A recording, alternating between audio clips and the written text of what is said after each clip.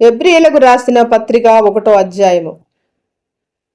పూర్వకాలమందు నానా సమయములోను నానా విధములుగాను ప్రవక్తల ద్వారా మన పితరులతో మాట్లాడిన దేవుడు ఈ దినముల అంతమందు కుమారుని ద్వారా మనతో మాట్లాడెను. ఆయన ఆ కుమారుణ్ణి సమస్తమునకు వారసునిగా నియమించెను. ఆయన ద్వారా ప్రపంచములను నిర్మించెను. ఆయన దేవుని మహిమ యొక్క తేజస్సును, ఆయన తత్వము యొక్క మూర్తిమంతమునై ఉండి తన మహత్తుగల మాట చేత సమస్తమును నిర్వహించుచు పాపముల విషయములలో శుద్ధీకరణము తానే చేసి దేవదూతల కంటే ఎంతో శ్రేష్టమైన నామము పొందెనో వారి కంటే అంత శ్రేష్ఠుడై ఉన్నత లోకమందు మహామహుడగు దేవుని కుడిపార్శ్వమున కూర్చుండెను. ఏలైనగా నీవు నా కుమారుడవు, నేను నేడు నిన్ను కనియున్నాను అనియు, ఇదియుగాక నేను ఆయనకు తండ్రినయుండును, ఆయన నాకు కుమారుడయుండును అనియు ఆ దూతలలో ఎవనితోనైనను ఎప్పుడైనను చెప్పెనా? మరియు ఆయన భూలోకమునకు ఆది సంభూతుడని మరలా రప్పించినప్పుడు దేవుని దూతలందరూ ఆయనకు నమస్కారము చేయవలనని చెప్పుచున్నాడు. తన దూతలను వాయువులుగాను తన సేవకులను అగ్నిజ్వాలలుగాను చేసుకొనివాడు అని తన దూతలను గురించి చెప్పుచున్నాడు గాని తన కుమారుని గురించి అయితే, దేవా, నీ సింహాసనము నిరంతరము నిలుచుచున్నది, నీ రాజదండము న్యాయార్థమైనది, నీవు నీతిని ప్రేమించితివి, దుర్నీతిని ద్వేషించితివి. అందుచేత దేవుడు నీతోటి వారి కంటే నిన్ను హెచ్చించినట్లుగా ఆనంద తైలముతో అభిషేకించెను. మరియు ప్రభువా, నీవు ఆదియందు భూమికి పునాది వేసితివి, ఆకాశములు కూడా నీ చేతి పనులే, అవి నశించును గాని నీవు నిలిచియుందువు. అవన్నీ వస్త్రం వలె పాతగిల్లును, ఉత్తరీయము వలె వాటిని ముడిచి వేతువు. అవి వస్త్రం వలె మార్చబడును గాని నీవు ఏకరీతిగానే ఉన్నావు, నీ సంవత్సరములు తరగవు అని చెప్తున్నాడు. అయితే నేను నీ శత్రువులను నీ పాదములకు పాదపీఠముగా చేయు వరకు నా కుడి పార్శ్వమున కూర్చొండుము అని దూతలలో ఎవని గురించి అయినను ఎప్పుడైనను చెప్పునా?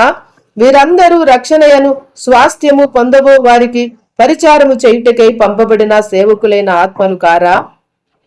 హెబ్రీయులకు రాసిన పత్రిక 2వ అధ్యాయము. కావున మనము వినిన సంగతులను విడిచిపెట్టు కొట్టుకొని పోకుండునట్లు వాటి యందు మరి విశేష జాగ్రత్త కలిగి ఉండవలెను. ఏలయనగా దేవదూతల ద్వారా పలకబడిన వాక్యము స్థిరపరచబడినందున ప్రతి అతిక్రమమును అవిధేయతయు న్యాయమైన ప్రతి ఫలము పొంది ఉండగా ఇంత గొప్ప రక్షణను మనము నిర్లక్ష్యము చేసిన ఎడల ఎలాగూ తప్పించుకొందుము? అట్టి రక్షణ ప్రభు బోధించుట చేత ఆరంభమై దేవుడు తన చిత్తానుసారముగా సూచక క్రియల చేతను మహత్కార్యముల చేతను నానా విధములైన అద్భుతముల చేతను వివిధములైన పరిశుద్ధాత్మ వరములను అనుగ్రహించుట చేతను వారితో కూడా సాక్ష్యమిచ్చుచుండగా వినిన వారి చేత మనకు దృఢపరచబడెను. మనము మాట్లాడుచున్న ఆ రాబోవు లోకమును ఆయన దూతలకు లోపరచలేదు. అయితే ఒకడు ఒక చోట ఈలాగున దృఢముగా సాక్ష్యమిచ్చుచున్నాడు, నీవు మనుషుణ్ణి జ్ఞాపకము చేసుకున్నటకు వాడేపాటివాడు? నీవు నరపుత్రుణ్ణి దర్శించుటకు వాడేపాటివాడు? నీవు దేవదూతల కంటే వారిని కొంచెము తక్కువ వానిగా చేసితివి, మహిమా ప్రభావములతో వానికి కిరీటము ధరింపజేసితివి, నీ చేతి పనుల మీద వానికి అధికారము అనుగ్రహించితివి, వాని పాదముల క్రింద సమస్తమును ఉంచితివి. ఆయన సమస్తమును వానికి లోపరిచినప్పుడు వానికి లోపరచకుండా దేనిని విడిచిపెట్టలేదు. ప్రస్తుతమందు మనము సమస్తమును వానికి లోపరచుబడుట ఇంకను చూడలేదు గాని దేవుని కృప వలన ఆయన ప్రతి మనుషుని కొరకు మరణము అనుభవించున్నట్లు దూతల కంటే కొంచెము తక్కువబడిగా చేయబడిన యేసు మరణము పొందినందున మహిమా ప్రభావములతో కిరీటము ధరించిన వానిగా ఆయనను చూచుచున్నాము. ఎవని నిమిత్తము సమస్తమును ఉన్నవో, ఎవని వలన సమస్తమును కలుగుచున్నవో ఆయన అనేకులైన కుమారులను మహిమకు తెచ్చుటచుండగా వారి రక్షణకర్తను శ్రమల ద్వారా సంపూర్ణిగా చేయుట ఆయనకు తగును. పరిశుద్ధపరచబడు వారికిని అందరికి ఒకటే మూలము. ఈ హేతువు చేతను వారిని సహోదరుడని పిలుచుటకు ఆయన సిగ్గుపడక, నీ నామమును నీ సహోదరులకు ప్రచురపరుతును, సమాజము మధ్య నీ కీర్తి గానము చేతును అనెను. మరియు నీ నామమును నమ్ముకొని ఎందును అనియు, ఇదిగో నేనును దేవుడు నాకిచ్చిన పిల్లలను అనియు చెప్తున్నాడు. కాబట్టి ఆ పిల్లల రక్తమాంసములు గలవారైనందున ఆ ప్రకారమే మరణము యొక్క బలము గలవానిని అనగా అపవాదిని మరణము ద్వారా నశింపజేయుటకును జీవితకాలమంతయు మరణ భయము చేత దాస్యమునకు లోబడిన వారిని విడిపించుటకును ఆయన కూడా రక్తమాంసములలో పాలివాడాయను. ఎలాగనగా ఆయన ఎంత మాత్రమును దేవదూతల స్వభావమును ధరించుకొనక అబ్రహాము సంతాన స్వభావమును ధరించుకొని ఉన్నాడు. కావున ప్రజల పాపములకు పరిహారము కలుగుటకై దేవుని సంబంధమైన కార్యములలో కనికరమును నమ్మకమును గల ప్రధాన యాజకుడగు నిమిత్తము అన్ని విషయములలో ఆయన తన సహోదరుల వంటి వాడు కావలసి వచ్చెను. తాను శోధింపబడి శ్రమ పొందెను గనక శోధింపబడు వారికి సహాయము చేయగలవాడై ఉన్నాడు. 3వ అధ్యాయము. ఇందువలన పరలోక సంబంధమైన పిలుపులో పాలు పొందిన పరిశుద్ధ సహోదరులారా, మనము ఒప్పుకొనిన దానికి అపోస్తలుడును ప్రధాన యాజకుడునైన యేసు మీద లక్ష్యముంచుడి. దేవుని ఇల్లంతటిలో మోసే నమ్మకముగా ఉండినట్లు ఈయన కూడా తన్ను నియమించిన వానికి నమ్మకముగా ఉండెను. ప్రతి ఇల్లును ఎవడైనా ఒకని చేత కట్టబడును. సమస్తమును కట్టినవాడు దేవుడే. ఇంటికంటే దానిని కట్టినవాడు ఎక్కువ ఘనత పొందునట్లు ఈయన మోసే కంటే ఎక్కువ మహిమకు అర్హుడుగా ఎంచబడెను. ముందు చెప్పబో సంగతులకు సాక్షార్థ్యముగా మోసే పరిచారకుడై ఉండి దేవుని ఇల్లంతటిలో నమ్మకముగా ఉండెను. అయితే క్రీస్తు కుమారుడై ఉండి ఆయన ఇంటి మీద నమ్మకముగా ఉన్నాడు. ధైర్యమును నిరీక్షణ వలని ఉత్సాహమును తుదమట్టుకు స్థిరముగా చేపట్టిన ఎడల మనమే ఆయన ఇల్లు మరియు పరిశుద్ధాత్మ ఇట్లు చెప్తున్నాడు. నేడు మీరు ఆయన శబ్దమును వినిన ఎడల అరణ్యములో శోధన దినమందు కోపము పుట్టించినప్పటి వలె మీ హృదయములను కఠినపరచుకొనకుడి. 40 సంవత్సరములు నా కార్యములను చూసి మీ పితరులు నన్ను పరీక్షించి శోధించిరి. కావున నేను ఆ తరము వారి వలన విసిగి వీరెల్లప్పుడూ తమ హృదయాలోచనలో తప్పిపోవుచున్నారు. నా మార్గములను తెలుసుకొనలేదు గనక నేను కోపముతో ప్రమాణము చేసినట్లు వారు నా విశ్రాంతిలో ప్రవేశింపరని చెప్పి తిని. సోదరులారా, జూముగల దేవుని విడిచిపోవునట్టి విశ్వాసము లేని దుష్ట హృదయము మీలో ఎవని అందైనను ఒకవేళ ఉండునేమో అని జాగ్రత్తగా చూచుకొనుడి. నేడే మీరు ఆయన శబ్దము వినిన ఎడల కోపము పుట్టించినప్పటి వలె మీ హృదయములను కఠినపరచుకొనకూడని ఆయన చెప్పెను. గనక పాపము వలన కలుగు భ్రమచేత మీలో ఎవడును కఠినపరచబడకుండునట్లు నేడు అనబడు సమయముండగానే ప్రతి దినమును ఒకరినొకడు బుద్ధి చెప్పుకొనుడి. ఎలయనగా మొదటి నుండి మనకున్న దృఢ విశ్వాసము అంతము మటుకు గట్టిగా చేపట్టిన ఎడలనే క్రీస్తులో పాలివారమై ఉందుము. విని కోపము పుట్టించిన వారెవరు? మోషే చేత నడిపింపబడి ఐగుప్తులో నుండి బయలుదేరి వచ్చిన వారందరే గదా. ఎవరి మీద 40 ఏళ్లు ఆయన కోపగించను? పాపము చేసిన వారి మీదనే గదా. వారి శవములు అరణ్యములో రాలిపోయెను. తన విశ్రాంతిలో ప్రవేశింపరని ఎవరిని గురించి ప్రమాణము చేసెను? అవిధేయులైన వారిని గురించియే గదా. కాగా అవిశ్వాసము చేతనే వారు ప్రవేశింపలేకపోయిరని గ్రహించుచున్నాము. ఎబ్రియలకు రాసిన పత్రిక 4వ అధ్యాయం. ఆయన యొక్క విశ్రాంతిలో ప్రవేశించుదుమను వాగ్దానము ఇంకా నిలిచి ఉండగా మీలో ఎవడైనను ఒకవేళ ఆ వాగ్దానము పొందకుండా తప్పిపోవునేమో అని భయము కలిగి ఉందుము. వారికి ప్రకటింపబడినట్లు మనకును సువార్త ప్రకటింపబడను గాని వారు వినిన వారితో విశ్వాసము గలవారై కలిసి ఉండలేదు గనక విన్న వాక్యము వారికి నిష్ప్రయోజనమైనదాయను. కాగా జగతుత్పత్తి నాది వేయబడినప్పుడే ఆయన కార్యములన్నీ సంపూర్ణమై ఉన్నను. ఈ విశ్రాంతిని గురించి నేను కోపముతో ప్రమాణము చేసినట్లు వారు నా విశ్రాంతిలో ప్రవేశింపరు అని ఆయన చెప్పిన మాట అనుసరించి విశ్వాసులమైన మనము ఆ విశ్రాంతిలో ప్రవేశించుచున్నాము. మరియు ఈ దేవుడు 7వ దినమందు తన కార్యములన్నిటిని ముగించి విశ్రమించెను అని 7వ దినమును గురించి ఆయన ఒకచోట చెప్పి ఉన్నాడు. ఇదియును గాక ఈ చోటుననే వారు నా విశ్రాంతిలో ప్రవేశింపరు అని చెప్పి ఉన్నాడు. కాగా కొందరు విశ్రాంతిలో ప్రవేశించుదురను మాట నిశ్చయము గనుకను ముందు సువార్త వినినవారు అవిధేయత చేత ప్రవేశింపలేదు గనుకను నేడు మీరాయన మాట వినిన ఎడల మీ హృదయములను కఠినపరచుకొనకుడని వెనక చెప్పబడిన ప్రకారము ఇంతకాలమైన తర్వాత దావీదు గ్రంథములో నేడని ఒక దినమును నిర్ణయించుచున్నాడు. యెహోషువ వారికి విశ్రాంతి కలుగజేసిన ఎడల ఆ తర్వాత మరి ఒక దినమును గురించి ఆయన చెప్పకపోవును. కాబట్టి దేవుని ప్రజలకు విశ్రాంతి నిలిచి ఉన్నది. ఎందుకనగా దేవుడు తన కార్యములను ముగించి విశ్రమించిన ప్రకారము ఆయన యొక్క విశ్రాంతిలో ప్రవేశించిన వాడు కూడా తన కార్యములను ముగించి విశ్రమించును. కాబట్టి అవిధేయులై పడిపోకుండా ఆ విశ్రాంతిలో ప్రవేశించుటకు జాగ్రత్త పడుదుము. ఎందుకనగా దేవుని వాక్యము సజీవమై బలము గలదై రెండంచులు గల ఎటువంటి ఖడ్గము కట్టేను వాడిగా ఉండి ప్రాణాత్మలను కీళ్లను మూలుగును విభజించినంత మటుకు దూరుచు హృదయం యొక్క తలంపులను ఆలోచనలను శోధించుచున్నది. మరియు ఆయన దృష్టికి కనబడని స్పష్టము ఏదియూ లేదు. మనం ఎవనికి లెక్క అప్పచెప్పవలసి ఉన్నదో ఆ దేవుని కనులకు సమస్తమును మరుగులేక తేటగా ఉన్నది. ఆకాశ మండలము గుండా వెళ్లిన దేవుని కుమారుడైన యేసు అను గొప్ప ప్రధాన యాజకుడు మనకున్నాడు గనక మనము ఒప్పుకొనిన దానిని గట్టిగా చేపట్టుదుము. మన ప్రధాన యాజకుడు మన బలహీనతలయందు మనతో సహానుభావము లేనివాడు కాడు, గాని సమస్త విషయములలోనూ మన వలనే శోధింపబడినను ఆయన పాపము లేనివాడిగా ఉండెను. గనక మనము కనికరింపబడి సమయోచితమైన సహాయము కొరకు కృప పొందునట్లు ధైర్యముతో కృపాస్థానమునొద్దకు చేరుదుము. హెబ్రీయులకు రాసిన పత్రిక 5వ అధ్యాయము.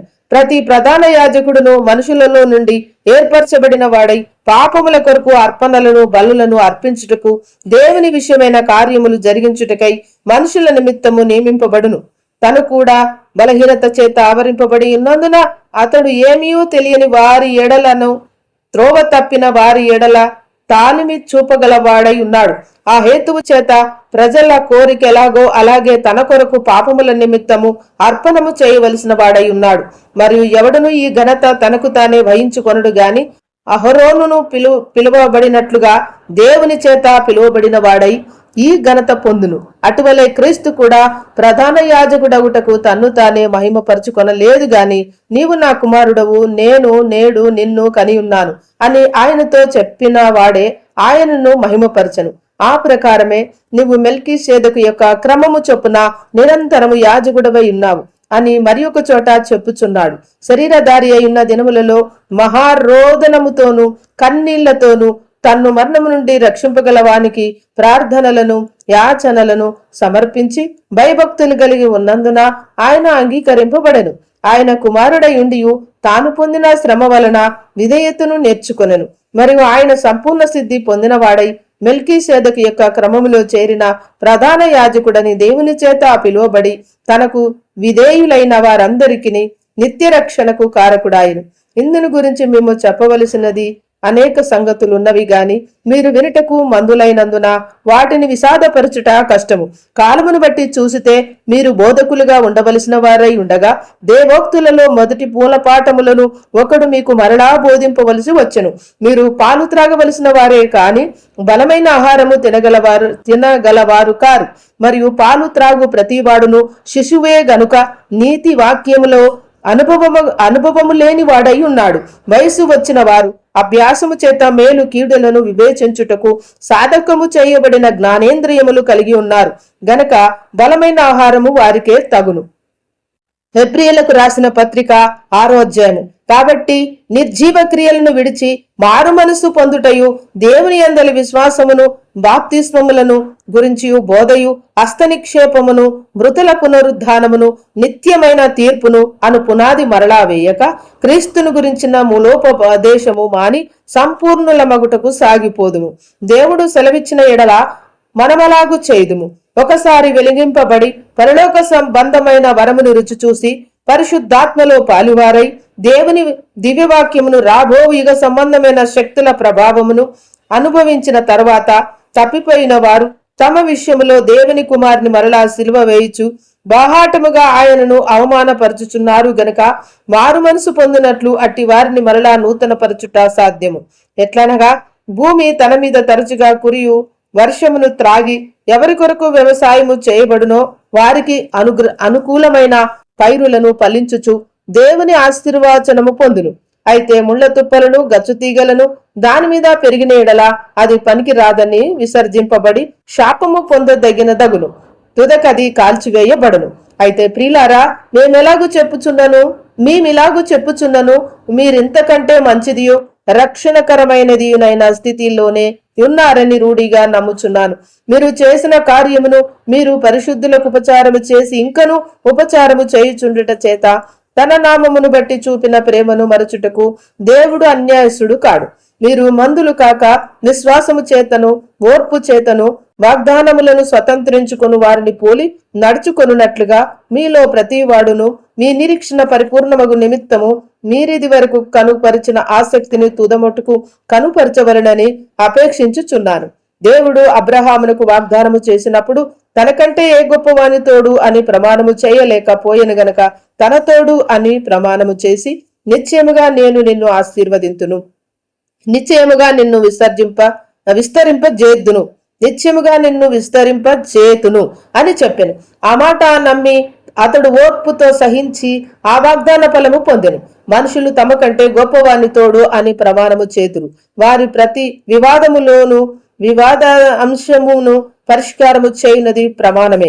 ఈ విధముగా దేవుడు తన సంకల్పము నిశ్చలమైనదని ఆ వాగ్దానమునకు వారసులైన వారికి మరి నిశ్చయముగా కనుపరచవలనని ఉద్దేశించిన వాడై తాను అబద్ధమాడజాలని నిశ్చలమైన రెండు సంగతులను బట్టి మన ఎదుట ఉంచబడిన నిరీక్షణను చేపట్టుటకు శరణాగతులమైన మనకు బలమైన ధైర్యము కలుగునట్లు ప్రమాణము చేసి వాగ్దానమును దృఢపరచను. ఈ నిరీక్షణ నిశ్చలమును స్థిరమునై మన ఆత్మకు లంగరు వలె ఉండి తెరలోపల ప్రవేశించుచున్నది. నిరంతరము మెల్కీసెదెకు క్రమము చొప్పున ప్రధాన యాజకుడైన యేసు అందులోనికి మనకంటే ముందుగా మన పక్షమున ప్రవేశించను. ఎబ్రీయులకు రాసిన పత్రిక 7వ అధ్యాయము. రాజులను సంహారము చేసి తిరిగి వచ్చుచున్న అబ్రహామును ఎవడు కలుసుకుని అతన్ని ఆశీర్వదించనో, ఎవనికి అబ్రహాము అన్నిటిలో 10వ వంతు ఇచ్చనో ఆ శాలేము రాజును మహోన్నతుడగు దేవుని యాజకుడైన మెల్కీసెదెకు నిరంతరము యాజకుడిగా ఉన్నాడు. అతని పేరుకు మొదట నీతికి రాజనియు తర్వాత సమాధానపు రాజనియు అర్థమిచ్చునట్టి సాలేము రాజని అర్థము. అతడు తండ్రి లేనివాడును తల్లి లేనివాడును వంశావళి లేనివాడును జీవితకాలమునకు ఆది అయినను జీవమునకు అంతమైనను లేనివాడనై ఉండి దేవుని కుమారుని పోలియున్నాడు. ఇతడెంత గరుడో చూడండి. మూల పురుషుడైన అబ్రహాము అతనికి కొల్లగొన్న శ్రేష్టమైన వస్తువులలో 10వ వంతు ఇచ్చెను. మరియు లేవి కుమారులలో నుండి యాజకత్వం పొందువారు తమ సహోదరులు అబ్రహాము గర్భవాసము నుండి పుట్టినను ధర్మశాస్త్రము చొప్పున వారి యొద్ద అనగా ప్రజల యొద్ద 10వ వంతును పుచ్చుకొనుటకు ఆజ్ఞను పొంది ఉన్నారు. గాని వారితో సంబంధించిన వంశావళి లేని వాడైన మెల్కీసెదెకు అబ్రహామునొద్ద 10వ వంతు పుచ్చుకొని వాగ్దానములను పొందిన వారిని ఆశీర్వదించను. తక్కువ వాడు ఎక్కువ వాని చేత ఆశీర్వదించబడునన్నమాట కేవలము నిరాక్షేపమై ఉన్నది. మరియు లేవి క్రమము చూడగా చావునకు లోనైన వారు 10వ వంతులను పుచ్చుకొనుచున్నారు. అయితే ఆ క్రమము చూడగా జీవించుచున్నాడని సాక్ష్యము పొందినవాడు పుచ్చుకొనుచున్నాడు.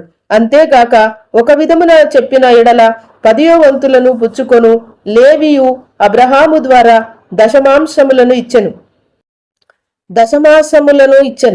ఎలాగనగా మెల్కీసెదెకు అతని పితురని కలుసుకొనినప్పుడు లేవి తన పితురుని గర్భములో ఉండెను.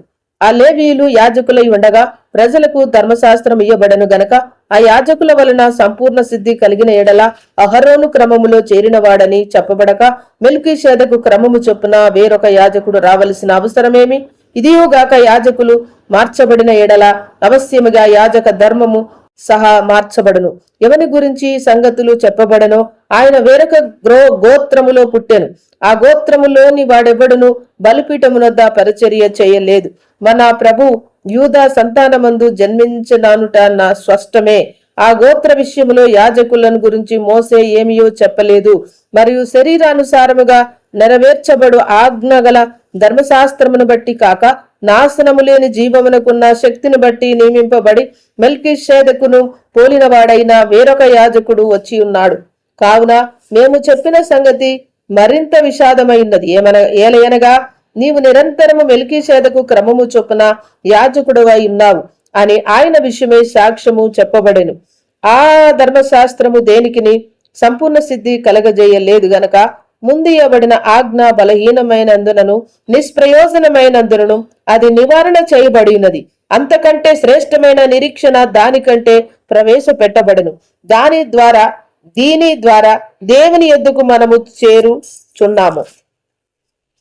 మరియు ప్రమాణము లేకుండా యేసు యాజకుడు కాలేదు గనక ఆయన మరి శ్రేష్టమైన నిబంధనకు పూటకాపాయను.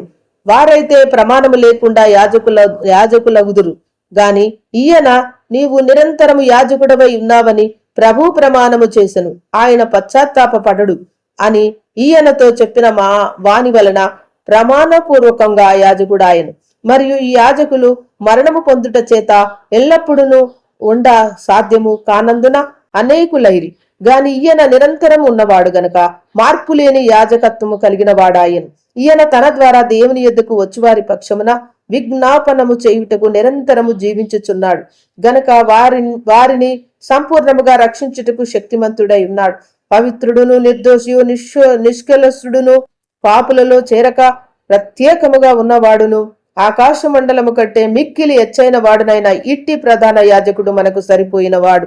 ధర్మశాస్త్రము బలహీనత గల మనుషులను యాజకునుడిగా నియమించును గాని ధర్మశాస్త్రమునకు తర్వాత వచ్చిన ప్రమాణపూర్వకమైన వాక్యము నిరంతరమును సంపూర్ణ సిద్ధి పొందిన కుమారుని నియమించను గనక ఈయన ప్రధాన యాజకుని వలె మొదట తన సొంత పాపముల కొరకు తర్వాత ప్రజల పాపముల కొరకును దినదినము బలులను అర్పింపవలసిన అవసరము గలవాడు కాడు. తన్ను తాను అర్పించుకున్నప్పుడు ఒక్కసారి ఈ పని చేసి ముగించెను. ఎబ్రీయులకు రాసిన పత్రిక 8వ అధ్యాయం. మేము వివరించుచున్న సంగతులలోని సారాంశమేదనగా మనకు అట్టి ప్రధాన యాజకుడు ఒకడున్నాడు. ఆయన పరిశుద్ధాలయమునకు అనగా మనుషుడు కాక ప్రభువే స్థాపించిన నిజమైన గుడారమునకు పరిచారకుడై ఉండి పరలోకమందు మహామహుని సింహాసనమునకు కుడిపార్శ్వమున ఆసీనుడాయను. ప్రతి ప్రధాన యాజకుడు అర్పణలను బలులను అర్పించుటకు నియమింపబడును. అందుచేత అర్పించుటకు ఈయనకు ఏమైనా ఉండుట అవశ్యము. ధర్మశాస్త్ర ప్రకారము అర్పణలు అర్పించుచున్నారు గనక ఈయన భూమి మీద ఉన్న ఎడల యాజకుడై ఉండడు.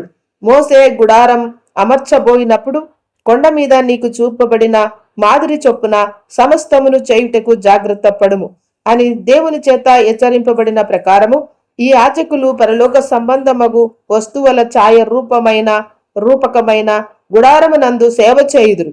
ఈయనైతే ఇప్పుడు మరి ఎక్కువైన వాగ్దానమును బట్టి నియమింపబడిన మరి ఎక్కువైన నిబంధనకు మధ్యవర్తి అయి ఉన్నాడు గనక మరి శ్రేష్టమైన సేవకత్వము పొంది ఉన్నాడు. ఏలైనగా మొదటి నిబంధన లోపము లేనిదైతే రెండవ దానికి అవకాశం ఉండనేరదు. అయితే ఆయన అపేక్షించి వారితో ఇలాగూ చెప్తున్నాడు. ప్రభు ఇట్లనెను, ఇదిగో ఒక కాలము వచ్చుచున్నది, అప్పటిలో ఇశ్రాయేలు ఇంటి వారితో యూదా ఇంటి వారితోనూ నేను క్రొత్త నిబంధన చేయుదును. అది నేను ఐగుప్తు దేశములో నుండి వీరి పితరులను వెలుపలికి రప్పించుటకై వారిని చేయి పట్టుకునిన దినమున వారితో నేను చేసిన నిబంధన వంటిది కాదు. ఏమనగా వారు నా నిబంధనలో నిలవలేదు గనక నేను వారిని అలక్ష్యము చేసి తిని. ప్రభు చెప్తున్నాడు, ఆ దినములైన తర్వాత ఇశ్రాయేలు ఇంటి వారితో నేను చేయబోవు నిబంధన ఏదనగా వారు మనస్సులో నా ధర్మ విధులను ఉంచదను, వారి హృదయం మీద వాటిని వ్రాయుదును. నేను వారికి దేవుడనయిందును, వారు నాకు ప్రజలయిందురు. వారిలో ఎవడును ప్రభువును తెలుసుకొనడని తన పట్టణస్థునికైనను తన సహోదరునికైనను ఉపదేశము చేయుడు. వారిలో చిన్నలు మొదలుకొని పెద్దల వరకు అందరూ నన్ను తెలుసుకొందురు.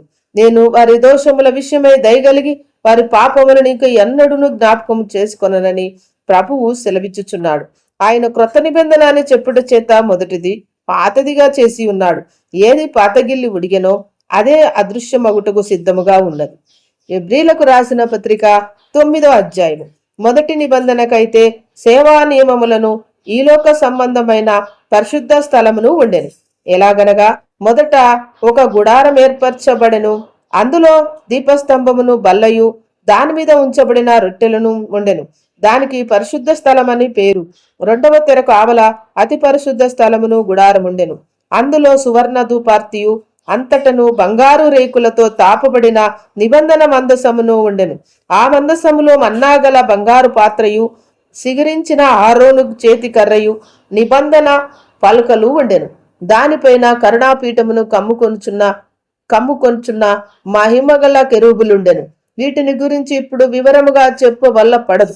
ఇవి ఎలాగూ ఏర్పరచబడినప్పుడు యాజకులు సేవ చేయు నిత్యమును ఈ మొదటి గుడారములోని వెల్లుదురు గాని సంవత్సరమునకు ఒక్కసారి మాత్రమే ప్రధాన యాజకుడు ఒక్కడే రక్తము చేత పట్టుకొని రెండవ గుడారములోనికి ప్రవేశించును. ఆ రక్తము తన కొరకును ప్రజల ఆజ్ఞ కృతముల కొరకును అతడర్పించును.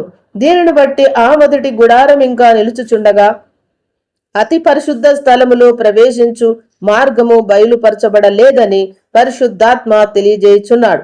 ఆ గుడారము ప్రస్తుత కాలమునకు ఉపమానముగా ఉన్నది. ఈ ఉపమానార్థమును బట్టి మనస్సాక్షి విషయములో ఆరాధకునికి సంపూర్ణ సిద్ధి కలగజేయలేని అర్పణలను బలులను అర్పింపబడుచున్నవి. ఇవి దిద్దుబాటు జరుగు కాలము వచ్చు వరకు విధింపబడి అన్నపానములతోనూ నానా విధములైన ప్రక్షాళనములతోనూ సంబంధించిన శరీరాచారములు మాత్రమై ఉన్నవి. అయితే క్రీస్తు రాబోచున్న మేలుల విషయమై ప్రధాన యాజకుడిగా వచ్చి తానే నిత్యమైన విమోచన సంపాదించి హస్తకృత్యము కానిది అనగా ఈ సృష్టి సంబంధము కానిదియు మరి ఘనమైనదియు పరిపూర్ణమైనదియునైన గుడారము ద్వారా మేకల యొక్కయు కోడల యొక్కయు రక్తముతో కాక తన స్వరక్తముతో ఒక్కసారే పరిశుద్ధ స్థలములో ప్రవేశించను. ఏలయనగా మేకల యొక్కయు ఎడ్ల యొక్కయు రక్తమును మైలపడిన వారి మీద ఆవుదూడ బూడిద చలుటయు శరీర శుద్ధి కలుగునట్లు వారిని పరిశుద్ధపరిచిన ఎడల నిత్యుడగు ఆత్మ ద్వారా తన్ను తాను దేవునికి నిర్దోషినిగా అర్పించు కొనిన క్రీస్తు ఏక రక్తము నిర్జీవ క్రియలను విడిచి జీవము గల దేవుని సేవించుటకు మీ మనస్సాక్షిని ఎంతో ఎక్కువగా శుద్ధి చేయును. ఈ హేతువు చేత మొదటి నిబంధన కాలములో జరిగిన అపరాధములను బట్టి విమోచనము కలుగుటకై ఆయన మరణము పొందినందున పిలువబడిన వారు నిత్యమైన స్వాస్థ్యమును గురించిన వాగ్దానమును పొందు నిమిత్తము ఆయన క్రొత్త నిబంధనకు మధ్యవర్తి అయి ఉన్నాడు. మరణ శాసనం ఎక్కడ ఉండునో అక్కడ మరణ శాసనము వ్రాసిన వాని మరణము అవశ్యము. ఆ శాసనము వ్రాసినవాడు మరణము పొందితేనే అది చెల్లును. అది వ్రాసినవాడు జీవించుచుండగా అది ఎప్పుడైనను చెల్లునా? ఇందుచేత మొదటి నిబంధన కూడా రక్తము లేకుండా ప్రతిష్ఠింపబడలేదు. ధర్మశాస్త్ర ప్రకారము మోసే ప్రతి ఆజ్ఞను ప్రజలలో చెప్పిన తర్వాత ఆయన నీళ్లతోనూ రక్తవర్ణము గల గొర్రెబొచ్చుతోనూ ఇస్సోపుతోనూ కోడల యొక్కయు మేకల యొక్కయు రక్తమును తీసుకొని దేవుడు మీ కొరకు విధించిన నిబంధన రక్తం ఇదే అని చెప్పుచు గ్రంథముల మీదను ప్రజలందరి మీదను ప్రోక్షించెను. అదే విధముగా గుడారం మీదను సేవా పాత్రలన్నిటి మీదను ఆ రక్తమును ప్రోక్షించెను. మరియు ధర్మశాస్త్ర ప్రకారము సమస్త వస్తువులను రక్తము చేత శుద్ధి చేయబడినవియు రక్తము చిందింపబడకుండా పాపక్షమాపణ కలగలేదనియు సామాన్యముగా చెప్పవచ్చును. పరలోకమందున్న వాటిని పోలిన వస్తువులు ఇట్టి బలుల వలన శుద్ధి చేయబడవలసి ఉండెను గాని పరలోక సంబంధమైనవి వీటి కంటే శ్రేష్టమైన బలుల వలన శుద్ధి చేయబడవలసి ఉండెను.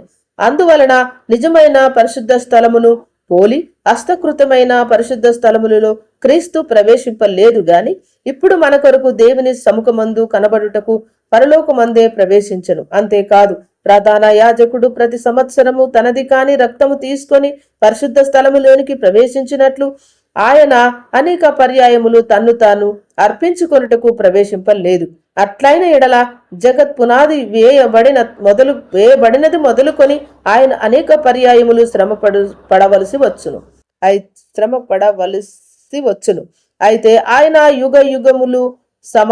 యుగముల సమాప్తి అందు తన్ను తానే బలిగా అర్పించుకొనుట వలన పాప నివారణం చేయుటకై ఒక్కసారే ప్రత్యక్షపరచబడెను. మనుషులు ఒక్కసారే మృతి నొందవలనని నియమింపబడెను. ఆ తర్వాత తీర్పు జరుగును. అలాగునే క్రీస్తు కూడా అనేకుల పాపములను భరించుటకు ఒక్కసారి అర్పింపబడి తన కొరకు కనిపెట్టుకుని ఉండు వారి రక్షణ నిమిత్తము పాపము లేకుండా రెండవసారి ప్రత్యక్షమగును. ఎబ్రీయులకు రాసిన పత్రిక 10వ అధ్యాయము. ధర్మశాస్త్రము రాబోచున్న మేలుల ఛాయగలదే గాని ఆ వస్తువుల నిజ స్వరూపము గలది కాదు గనక ఆ యాజకులు ఏటేటా ఎడతెగకుండా అర్పించు ఒక్కటే విధమైన బలులు వాటిని తెచ్చువారికి ఎన్నడను సంపూర్ణ సిద్ధి కలగజేయ నేరం. అలాగూ చేయగలిగిన ఎడల సేవించు వారొక్కసారే శుద్ధపరచబడిన తర్వాత వారి మనస్సాక్షికి పాపజ్ఞప్తి ఇంకనూ ఉండదు గనుక వాటిని అర్పించుట మానుదురు గదా. అయితే ఆ బలులు అర్పించుట చేత ఏటేటా పాపములు జ్ఞాపకమునకు వచ్చుచున్నవి. ఎలయనగా ఎడ్ల యొక్కయు మేకల యొక్కయు రక్తము పాపములను తీసివేయుట అసాధ్యము. కాబట్టి ఆయన ఈ లోకమందు ప్రవేశించినప్పుడు ఇలాగూ చెప్తున్నాడు, బలియు అర్పణయు నీవు కోరలేదు గాని నాకొక శరీరమును అమర్చితివి. పూర్ణ హోమములను పాప పరిహార్థ బలులను నీకిష్టమైనవి కావు. అప్పుడు నేను గ్రంథపు చుట్టలో నన్ను గురించి వ్రాయబడిన ప్రకారము దేవాని చిత్తము నెరవేర్చుటకు ఇదిగో నేను వచ్చి ఉన్నానంటిని. బలులు అర్పణములు పూర్ణ హోమములు పాప పరిహార్థ బలులను నీవు కోరలేదనియు అవి నీకు ఇష్టమైనవి కావనియు పైన చెప్పిన తర్వాత ఆయన నీ చిత్తము నెరవేర్చుటకు ఇదిగో నేను వచ్చి ఉన్నానని చెప్తున్నాడు. ఇవన్నీ ధర్మశాస్త్రము చొప్పున అర్పింపబడుచున్నవి. ఆ రెండవ దానిని సిద్ధపరచుటకును మొదటి దానిని కొట్టివేయుచున్నాడు. ఆ రెండవ దానిని స్థిరపరచుటకు మొదటి దానిని కొట్టివేయుచున్నాడు. క్రీస్తు యొక్క శరీరము ఒక్కసారి అర్పింపబడుట చేత ఆ చిత్తమును బట్టి మనము పరిశుద్ధపరచబడి ఉన్నాము. మరియు ప్రతి యాజకుడు దినదినము సేవ చేయుచు పాపములను ఎన్నిటికి తీసివేయలేని ఆ బలులనే మాటి మాటికి అర్పించుచూ ఉండును. ఈయన అయితే పాపముల నిమిత్తమై సదాకాలము నిలుచు ఒక్క బలిని అర్పించి అప్పటి నుండి తన శత్రువులు తన పాదములకు పాదపీఠముగా చేయబడు వరకు కనిపెట్టుచు దేవుని కుడిపార్శ్వమున ఆసీనుడాయను. ఒక్క అర్పణము చేత ఈయన పరిశుద్ధపరచబడు వారిని సదాకాలమునకు సంపూర్ణులుగా చేసి ఉన్నాడు. ఈ విషయమై పరిశుద్ధాత్మ కూడా మనకు సాక్ష్యం ఇచ్చుచున్నాడు. ఏలైనగా ఆ దినములైన తర్వాత నేను వారితో చెప్పబో నిబంధన ఇదే, నా ధర్మ విధులను వారి హృదయమునందుంచి వారి మనస్సు మీద వాటిని వ్రాయుదును అని చెప్పిన తర్వాత వారి పాపములను వారి అక్రమములను ఇంకను ఎన్నటికి జ్ఞాపకం చేసుకొనను అని ప్రభువు చెప్తున్నాడు. వీటి క్షమాపణ ఎక్కడా కలుగునో అక్కడ పాప పరిహార్థ బలి ఇంకను ఎన్నడూ ఉండదు. సోదరులారా, యేసు మన కొరకు ప్రతిష్ఠించిన మార్గమున అనగా నూతనమైనదియు జీవము గలదియు ఆయన శరీరము అను తెర ద్వారా ఏర్పరచబడినదియునైన మార్గమున ఆయన రక్తము వలన పరిశుద్ధాత్మ స్థలమునందు ప్రవేశించుటకు మనకు ధైర్యము కలిగి ఉన్నది గనుకను దేవుని ఇంటిపైన మనకు గొప్ప యాజకుడున్నాడు. గనుకను మనస్సాక్షికి కల్ముషము తోచకుండునట్లు ప్రోక్షింపబడిన హృదయములు గలవారమును నిర్మలమైన ఉదకముతో స్నానము చేసిన శరీరములు గలవారమునై ఉండి విశ్వాస విషయంలో సంపూర్ణ నిశ్చయత కలిగి యథార్థమైన హృదయముతో మనము దేవుని సన్నిధానముకు చేరుదుము. వాగ్దానము చేసిన వాడు నమ్మదగిన వాడు గనుక మన నిరీక్షణ విషయమై మనం ఒప్పుకొనినది నిశ్చలముగా పట్టుకొందుము. కొందరు మానుకొనుచున్నట్లుగా సమాజముగా కూడుట మానక ఒకరినొకడు హెచ్చరించుచు ఆ దినము సమీపించుట మీరు చూచిన కొలది మరి ఎక్కువగా లాగు చేయుచు ప్రేమ చూపుటకును సత్కార్యము చేయుటకును ఒకరినొకడు పురికొల్పవలనని ఆలోచింతుము. మనము సత్యముని గురించి అనుభవ జ్ఞానము పొందిన తర్వాత బుద్ధిపూర్వకంగా పాపము చేసిన ఎడల పాపములకు బలి ఇంకను ఉండదు గాని న్యాయపు తీర్పునకు భయముతో ఎదురు చూచుటయు విరోధులను దహించుబోవు త్రిక్షణమైన అగ్నియు నికను ఉండును. ఎవడైనను మోసే ధర్మశాస్త్రమును నిరాకరించిన ఎడల 2-3 సాక్షుల మాట మీద కనికరింపకుండా వాణ్ణి చంపించుదురు. ఇట్లుండగా దేవుని కుమారుని పాదములతో త్రొక్కి తాను పరిశుద్ధపరచబడుటకు సాధనమైన నిబంధన రక్తమును అపవిత్రమైనదిగా ఎంచి కృపకు మూలమగు ఆత్మను తిరస్కరించిన వాడు ఎంత తక్కువైన దండనకు పాత్రుడిగా ఎంచబడనని మీకు తోచును. పగ తీర్చుట నా పని, నేనే ప్రతిఫలమిత్తుననియు మరియు ప్రభు తన ప్రజలకు తీర్పు తీర్చును అనియు చెప్పిన వానిని ఎరుగుదుము గదా. జీవము గల దేవుని చేతిలో పడుట భయంకరము. అయితే మీరు వెలిగింపబడిన మీదట శ్రమలతో కూడిన గొప్ప పోరాటము సహించిన పూర్వ దినములు జ్ఞాపకము తెచ్చుకొనుడి. ఒక విధముగా చూచితే మీరు నిందలను బాధలను అనుభవించుట చేత 10 మందుల్లో అరిడిపడితిరి. మరి ఒక విధముగా చూచితే వాటిని అనుభవించిన వారితో పాలివారైతిరి. ఏలైనగా మీరు ఖైదీలో ఉన్నవారిని కరుణించి మీకు మరి శ్రేష్టమైనదియు స్థిరమైనదియునైన స్వాస్థ్యం ఉన్నదని ఎరిగి మీ ఆస్తి కోల్పోవుటకు సంతోషముగా ఒప్పుకొంటిరి. కాబట్టి మీ ధైర్యమును విడిచిపెట్టకుడి, దానికి ప్రతిఫలముగా గొప్ప బహుమానము కలుగును. మీరు దేవుని చిత్తమును నెరవేర్చిన వారై వాగ్దానము పొందు నిమిత్తము మీకు ఓర్మి అవసరమై ఉన్నది. ఇంకా కాలము కొంచెముగా ఉన్నది, వచ్చుచున్నవాడు ఆలస్యము చేయక వచ్చును. నా ఎదుట నీతిమంతుడైన వాడు విశ్వాస మూలముగా జీవించును గాని అతడు వెనక తీసిన ఎడల అతని యందు నా ఆత్మనకు సంతోషం ఉండదు. అయితే మనము నశించుటకు వెనక తీయు వారము కాము గాని ఆత్మను రక్షించుకొనుటకు విశ్వాసము కలిగిన వారమై ఉన్నాము. ఎబ్రీయులకు రాసిన పత్రిక 11వ అధ్యాయము. విశ్వాసం అన్నది నిరీక్షింపబడు వాటి యొక్క నిజ స్వరూపమును అదృశ్యమైనవి ఉన్నవనటకు రుజువునై ఉన్నది. దానిని బట్టి ఏ పెద్దలు సాక్ష్యము పొందిరి. ప్రపంచములు దేవుని వాక్యము వలన నిర్మాణమైనవనియు అందును బట్టి దృశ్యమైనది కనబడేడు పదార్థములచే నిర్మింపబడలేదనియు విశ్వాసము చేత గ్రహించుకొంచున్నాము. విశ్వాసమును బట్టి ఏబేలు కయ్యాను కంటే శ్రేష్టమైన బలి దేవునికి అర్పించెను. దేవుడు అతని అర్పణల గురించి సాక్ష్యం ఇచ్చినప్పుడు అతడు ఆ విశ్వాసమును బట్టి నీతిమంతుడని సాక్ష్యము పొందెను. అతడు మృతి నొందియు ఆ విశ్వాసము ద్వారా మాట్లాడుచున్నాడు. విశ్వాసమును బట్టి హానోకు మరణము చూడకుండునట్లు కొనిపోబడెను. అతడు కొనిపోబడక మునుపు దేవునికి ఇష్టుడై ఉండననియు సాక్ష్యము పొందెను. కాగా దేవుడతని కొనిపోయెను గనక అతడు కనబడలేదు. విశ్వాసము లేకుండా దేవునికి ఇష్టుడైనట అసాధ్యము. దేవుని ఎద్దుకు వచ్చువాడు ఆయన ఉన్నాడనియు తన్ను వెదుకు వారికి ఫలము దయచేయవాడనియు నమ్మవలెను గదా. విశ్వాసమును బట్టి నోవాహు అది వరకు చూడని సంగతులను గురించి దేవుని చేత హెచ్చరింపబడి భయభక్తులు గలవాడై తన ఇంటి వారి రక్షణ కొరకు ఒక ఓడను సిద్ధము చేసెను. అందువలన అతడు లోకం మీద నేరాస్థాపన చేసి విశ్వాసమును బట్టి కలుగు నీతికి వారసుడాయను.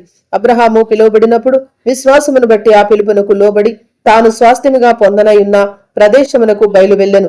మరియు ఎక్కడికి వెళ్ళవలెనో అది ఎరగక బయలు వెళ్ళెను. విశ్వాసమును బట్టి అతడును అతనితో వాగ్దానమునకు సమాన వారసులైన ఇస్సాకు యాకోబు అనువారును గుడారములలో నివసించుచు అన్యుల దేశములో ఉన్నట్లుగా వాగ్దాంత దేశములు పరవాసులైరి. ఏలయనగా దేవుడు దేనికి శిల్పియు నిర్మాణకుడై ఉన్నాడో పునాదులు గల పట్టణము కొరకు అబ్రహాము ఎదురు చూచుచుండెను. విశ్వాసమును బట్టి సారాయు వాగ్దానము చేసిన వాడు నమ్మదగిన వాడని ఎంచుకొనెను గనక తాను వయసు గతించినదైనను గర్భము ధరించుటకు శక్తి పొందెను. అందుచేత మృతతుల్యుడైన ఆ ఒకని నుండి సంఖ్యకు ఆకాశ నక్షత్రము వలెను సముద్ర తీరమందలి లెక్కింప సఖ్యముగా నిష్కవలెను సంతానము కలిగెను. వీరందరూ వాగ్దానముల ఫలము అనుభవింపక పోయినను దూరం నుండి చూసి వందనము చేసి తాము భూమి మీద పరదేశులమును యాత్రికులమునై ఉన్నామని ఒప్పుకొని విశ్వాసము గలవారై మృతి నొందిరి. ఇలాగో చెప్పువారు తమ స్వదేశమును వెదుకుచున్నామని విషాదపరచుచున్నారు కారా. వారు ఏ దేశము నుండి వచ్చిరో ఆ దేశమును జ్ఞాపకం ఉంచుకున్న ఎడల మరలా వెళ్ళుటకు వారికి వీలు కలిగి ఉండును. అయితే వారు మరి శ్రేష్టమైన దేశమును అనగా పరలోక సంబంధమైన దేశమును కోరుచున్నారు. అందుచేత తాను వారి దేవుడనని అనిపించుకొనుటకు దేవుడు వారిని గురించి సిగ్గుపడుడు. ఏలయనగా ఆయన వారి కొరకు ఒక పట్టణము సిద్ధపరిచి ఉన్నాడు. అబ్రహాము శోధింపబడి విశ్వాసమును బట్టి ఇస్సాకును బలిగా అర్పించెను. ఎవడు ఆ వాగ్దానములు సంతోషముతో అంగీకరించెనో ఇస్సాకు వలనైనది నీ సంతానమనబడును అని ఎవనితో చెప్పబడనో ఆ అబ్రహాము మృతులను సహితము లేపుటకు దేవుడు శక్తిమంతుడని ఎంచినవాడై తన ఏకైక కుమార్ని అర్పించి ఉపమాన రూపముగా అతనిని మృతుల్లో నుండి మరలా పొందెను. విశ్వాసమును బట్టి ఇస్సాకు జరగబో సంగతుల విషయమై యాకోబును యోసేపును ఆశీర్వదించెను. విశ్వాసమును బట్టి యాకోబు అవసాన కాలమందు యోసేపు కుమారుల్లో ఒకరినొకరిని ఆశీర్వదించి తన చేతి కర్ర మొదలు మీద ఆనుకొని దేవునికి నమస్కారము చేసెను. యోసేపు తనకు అవసాన కాలము సమీపించినప్పుడు విశ్వాసమును బట్టి ఇశ్రాయేలు కుమారుల నిర్గమనమును గురించి ప్రశంసించి తన శౌల్యములను గురించి వారికి ఆజ్ఞాపించెను. మోసే పుట్టినప్పుడు అతని తల్లిదండ్రుల శిశువు సుందరుడై ఉండుట చూసి విశ్వాసమును బట్టి రాజాజ్ఞకు భయపడక 3 మాసములు అతన్ని దాచిపెట్టిరి. మోసే పెద్దవాడైనప్పుడు విశ్వాసమును బట్టి ఐగుప్తు ధనము కంటే క్రీస్తు విషయమైన నింద గొప్ప భాగ్యమని ఎంచుకొని అల్పకాలము పాపభోగము అనుభవించుట కంటే దేవుని ప్రజలతో శ్రమ అనుభవించుట మేలని యోచించి పరో కుమార్తె యొక్క కుమారుడని అనిపించుకొనుటకు ఒప్పుకొనలేదు. ఏలయనగా అతడు ప్రతిఫలముగా కలగబోవు బహుమానమునందు దృష్టి ఉంచెను. విశ్వాసమును బట్టి అతడు అదృష్టుడైన వానిని చూచునట్లు స్థిరబుద్ధి గలవాడై రాజగృహమునకు భయపడక ఐగుప్తును విడిచిపోయెను. తొలిచూలు పిల్లలను నాశనము చేయువాడు ఇశ్రాయేలీయులను ముట్టకుండా నిమిత్తము అతడు విశ్వాసమును బట్టి పస్కాను ప్రోక్షణ ఆచారమును ఆచరించెను. విశ్వాసమును బట్టి వారు పొడి నేల మీద నడిచినట్లు ఎర్ర సముద్రములో బడి నడిచిపోయిరి. ఐగుప్తులు అలాగు చెయ్యజూసి మునిగిపోయిరి. విశ్వాసమును బట్టి 7 దినముల వరకు ప్రదక్షిణము చేయబడిన తర్వాత ఎరికో గోడలు కూలెను. విశ్వాసమును బట్టి రహాబును వేశ్య వేగుల వారిని సమాధానముగా చేర్చుకొనినందున అవిధేయులతో పాటు నశింపకపోయెను. ఇంకను ఏమి చెప్పుదును? గిద్యోను, బారాకు, సంసోను, యొప్త, దావీదు, సమూయేలును వారిని గురించి ప్రవక్తలను గురించి వివరించుటకు సమయము చాలదు. వారు విశ్వాసము ద్వారా రాజ్యములను జయించిరి, నీతి కార్యములను జరిగించిరి, వాగ్దానములను పొందిరి, సింహముల నోళ్లను మూసిరి, అగ్ని బలములను చల్లార్చిరి, ఖడ్గదారును తప్పించుకొనిరి, బలహీనులుగా ఉండి బలపరచబడిరి, యుద్ధములో పరాక్రమశాలులైరి, అన్యుల సేనలను పారద్రోలిరి, స్త్రీలు మృతులైన తమ వారిని పునరుద్ధానము వలన మరలా పొందిరి. కొందరైతే మరి శ్రేష్టమైన పునరుద్ధానము పొందగోరి విడుదల పొందనొల్లక యాతన పెట్టబడిరి. మరి కొందరు తిరస్కారములను, కొరడా దెబ్బలను, మరి బంధకములను, ఖైదీను అనుభవించిరి, రాళ్లతో కొట్టబడిరి, రంపములతో పోయబడిరి, శోధింపబడిరి, ఖడ్గముతో చంపబడిరి, గొర్రె చర్మములను, మేక చర్మములను వేసుకుని దరిద్రులయ్యుండి శ్రమపడి హింస పొందుచు అడవుల్లోనూ కొండల మీదను గృహల్లోనూ సొరంగములలోనూ తిరుగులాడుచు సంచరించిరి. అట్టి వారికి లోకము యోగ్యమైనది కాదు. వీరందరూ తమ విశ్వాసము ద్వారా సాక్ష్యము పొందిన వారైనను మనము లేకుండా సంపూర్ణులు కాకుండా నిమిత్తము దేవుడు మన కొరకు మరి శ్రేష్టమైన దానిని ముందుగా సిద్ధపరిచెను గనుక వీరు వాగ్దాన ఫలము అనుభవింప లేదు. హెబ్రీలకు రాసిన పత్రిక 12వ అధ్యాయము. ఇంత గొప్ప సాక్షి సమూహము మేఘం వలె మనలను ఆవరించినందున మనము కూడా ప్రతి భారమును సులువుగా చిక్కుల పెట్టు పాపమును విడిచిపెట్టి విశ్వాసమునకు కర్తయు దానిని కొనసాగించు వాడనైనా యేసు వైపు చూచుచు మన ఎదుట ఉంచబడిన పందెములో ఓపికతో పరిగెత్తుదుము. ఆయన తన ఎదుట ఉంచబడిన ఆనందము కొరకై అవమానమును నిర్లక్ష్య పెట్టి సిలువను సహించి దేవుని సింహాసనము యొక్క కుడిపార్శ్వమున ఆసీనుడై ఉన్నాడు. మీరు అలసట పడకయు మీ ప్రాణములు విస్కకయు ఉండునట్లు పాపాత్ములు తనకు వ్యతిరేకముగా చేసిన తిరస్కారమంతయు ఓర్చుకొనిన ఆయనను తలంచుకొనుడి. మీరు పాపముతో పోరాడుటలో రక్తము కారునంతగా ఇంకా దానిని ఎదిరింపలేదు. మరియు నా కుమారుడా, ప్రభు చేయు శిక్షను తృణీకరింపకము. ఆయన నిన్ను గద్దించినప్పుడు విస్కకము.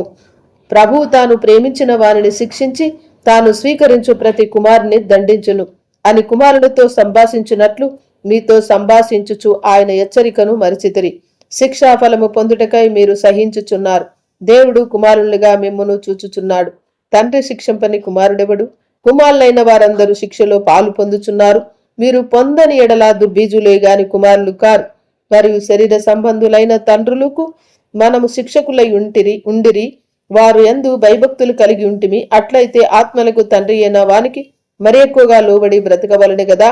వారు కొన్ని దినముల మటుకు తమకిష్టం వచ్చినట్లు మనలను శిక్షించిరి గాని మనము తన పరిశుద్ధతలో పాలు పొందవలనని మన మేలు కొరకై ఆయన శిక్షించుచున్నాడు. మరియు ప్రస్తుతమందు సమస్త శిక్షయు దుఃఖకరముగా కనబడునే గాని సంతోషకరముగా కనబడదు. ఆయనను దాని యందు అభ్యాసము కలిగిన వారికి అది నీతి అను సమాధానకరమైన ఫలమిచ్చును. కాబట్టి వడలిన చేతులను సడలిన మోకాలను బలపరచుడి. మరియు కుంటికాలు బెనకక బాగుపడు నిమిత్తము నీ పాదములకు మార్గములను సరళము చేసుకొనుడి. అందరితో సమాధానమును పరిశుద్ధతయు కలిగి ఉండుటకు ప్రయత్నించుడి. పరిశుద్ధత లేకుండా ఎవడునూ ప్రభువును చూడడు. మీలో ఎవడైనను దేవుని కృపను పొందకుండా తప్పిపోవునేమో అనియు చేదైన వేరు ఏదైనను మొలచి కలవరపరుట వలన అనేకులు అపవిత్రులై పోవుదురేమో అనియు ఒక్క పూట కూటి కొరకు తన జ్యేష్ఠత్వ హక్కును అమ్మివేసిన ఏసావు వంటి భ్రష్టుడైనను వ్యభిచారి అయినను ఉండునేమో అనియు జాగ్రత్తగా చూచుకొనుడి. ఏసావు ఆ తర్వాత ఆశీర్వాదము పొందగోరి కన్నీళ్లు విడుచుచు దాని కోసరము శ్రద్ధతో వెదికినను మారు మనసు పొందన అవకాశము దొరకక విసర్జింపబడనని మీరెరుగుదురు. స్పృజించి తెలుసుకున్నట్టియు మండుచున్నట్టియు కొండకును అగ్నికిని కారు మేఘమునకు గడంధకారమునకు తుపానుకును బూరధ్వనికిని మాటల ధ్వనికిని మీరు వచ్చి ఉండలేదు. ఒక జంతువైనను ఆ కొండను తాకిన ఎడల రాళ్లతో కొట్టవలడని ఆజ్ఞాపించిన మాటకు వారు తాళలేక ఆ ధ్వని వినిన వారు మరి ఏ మాటయు తమతో చెప్పవలదని బ్రతిమాలుకొనిరి. మరియు ఆ దర్శనమెంతో భయంకరముగా ఉన్నందున మోసే నేను మిక్కిలి భయపడి వణుకుచున్నానెను. ఇప్పుడైతే సియోనను కొండకును జీవము గల దేవుని పట్టణమునకు అనగా పరలోకపు యెరూషలేమునకును వేవేల కొలది దేవదూతల యొద్దకును పరలోకమందు వ్రాయబడిన జ్యేష్ఠుల సంఘమునకును వారి మహోత్సవమునకును అందరి న్యాయాధిపతి అయిన దేవుని యొద్దకును సంపూర్ణ సిద్ధి పొందిన నీతిమంతుల ఆత్మల యొద్దకును క్రొత్త నిబంధనకు మధ్యవర్తి అయిన యేసునొద్దకును ఏ వేలు కంటే మరి శ్రేష్టముగా పలుకు ప్రోక్షణ రక్తమునకును మీరు వచ్చి ఉన్నారు. మీకు బుద్ధి చెప్తున్నానని నిరాకరింపకుండానట్లు చూచుకొనుడి.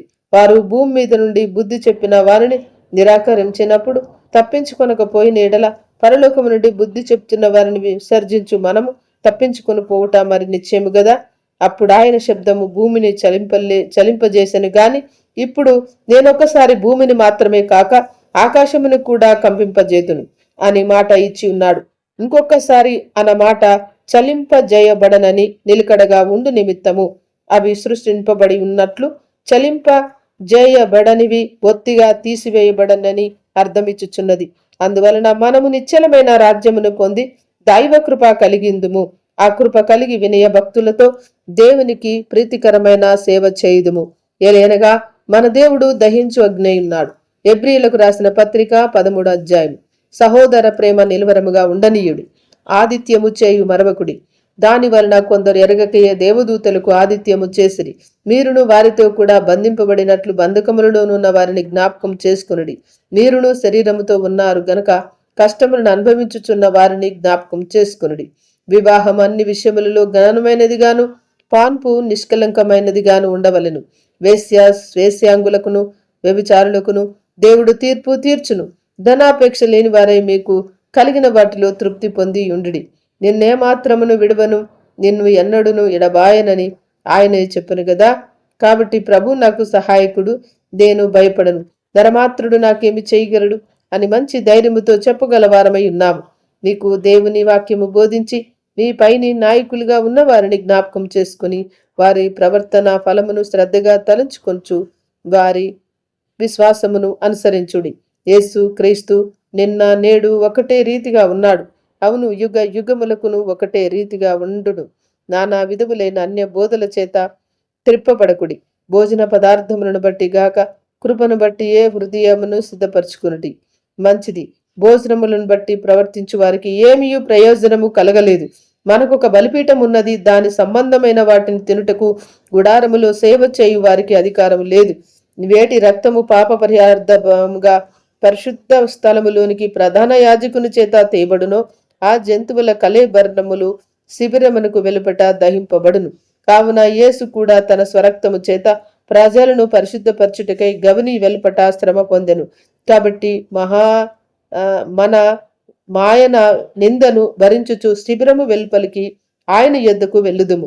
నిలవరమైన పట్టణము మనకిక్కడ లేదు గాని ఉండబోవుచున్న దానికోసరము ఎదురు చూచుచున్నాము. కాబట్టి ఆయన ద్వారా మనము దేవునికి ఎల్లప్పుడూ స్తుతియాగములు చేయుదుము. అనగా ఆయన నామమును ఒప్పుకొనుచు జీవోపలము అర్పించుదుము. ఉపకారమును ధర్మమును చేయు మర్చిపోకుడి. అట్టి యాగములు దేవునికి ఇష్టమైనవి. మీపైనే నాయకులుగా ఉన్నవారు లెక్క ఒప్పచెప్పవలసిన వారి వలె మీ ఆత్మలను కాయుచున్నారు. వారు దుఃఖముతో ఆ పని చేసిన ఎడల మీకు నిష్ప్రయోజనము గనుక దుఃఖముతో కాక ఆనందంతో చేయునట్లు వారి మాట విని వారికి లోబడి ఉండి మా నిమిత్తము ప్రార్థన చేయుడి. మేమన్ని విషయములలోనూ యోగ్యముగా ప్రవర్తింపగోరుచు మంచి మనస్సాక్షి కలిగి ఉన్నామని నమ్ముకొంచున్నాము. మరియు నేను తర్వాత మీ యొద్దకు మరలా వచ్చినట్లు ఇలాగూ చేయవలనని ఎరిగి ఎక్కువగా మిమ్మను బ్రతిమాలు కొనుచున్నాను. గొర్రెల గొప్ప కాపరి అయిన యేసు అనుమాట ప్రభువును నిత్యమైన నిబంధన సంబంధమగు రక్తమును బట్టి మృతుల నుండి లేపిన సమాధానకర్తయగు దేవుడు యేసు క్రీస్తు ద్వారా తన దృష్టికి అనుకూలమైన దానిని మనలో జరిగించుచు ప్రతి మంచి విషయములోను తన చిత్త ప్రకారము చేయుటకు మిమ్మును స్థిరపరచునుగాక. యేసు క్రీస్తు యుగ యుగములకు మహిమ కలుగునుగాక. ఆమేన్. సోదరులారా, మీకు సంక్షేపముగా వ్రాసి ఉన్నాను గనుక ఈ హెచ్చరిక మాటను సహించుడని మిమ్మను వేడుకొంచున్నాను. మన సహోదరుడైన తిమోతికి విడుదల కలిగినదని తెలుసుకునుడి. అతడు శీఘ్రముగా వచ్చిన ఎడల అతనితో కూడా వచ్చి మిమ్మను చూచెదను. మీ పైన నాయకులైన వారందరికీ పరిశుద్ధులందరికీ నా వందనములు చెప్పండి. ఇటలీ వారు మీకు వందనములు చెప్తున్నారు. కృప మీ అందరికీ తోడైండును గాక. ఆమేన్. ఆమేన్.